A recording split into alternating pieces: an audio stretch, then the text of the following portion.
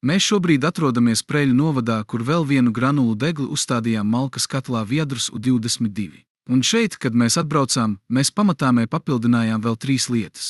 Tas nozīmē, ka šajā gadījumā pieslēgums bija caur Wi-Fi. Mums bija pasūtīts parasts sensors, bet mēs uzlikām šādu ferroli Connect, jo siena, kā jūs redzat, ir ļoti bieza, un mums būtu vajadzējis urbt šo sienu. Saimnieks piekrita. Paldies Dievam, ka var uzlikt bezvadu sensoru ar pieslēgumu caur vietālruni. Tālāk, tā kā šeit daļai tiek aizsegta pieeja dūmvadam, un šeit mums ir tāda sanitārā tvertne, mēs piedāvājām uzlikt ritenīšus.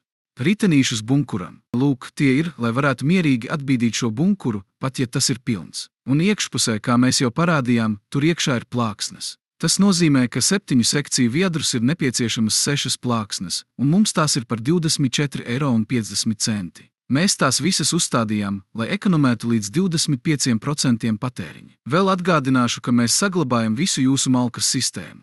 Var atskrūvēt šīs 4 skrūves, uzlikt aizbāzni, kas aizver šo atvēju. Un sanāk, ka šajā gadījumā jūs varat atgriezties pie malkas sistēmas, kuru esat pieraduši kurināt. Šajā gadījumā visam gadam ir sagatavota malka. Tāpēc saimnieks grib vēl arī pakurināt ar malku. Un tur mums kaut kur droši vien ir arī ogles. Tā ka sazinieties ar mums, strādājam pa visu Latviju. Mēs to šajā gadījumā izdarām 4 stundu laikā.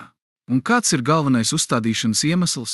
Uzstādīšanas iemesls ir tāds, ka ir grūti sagatavot malku. Lūk, tāds ir galvenais uzstādīšanas iemesls. Cik es sapratu?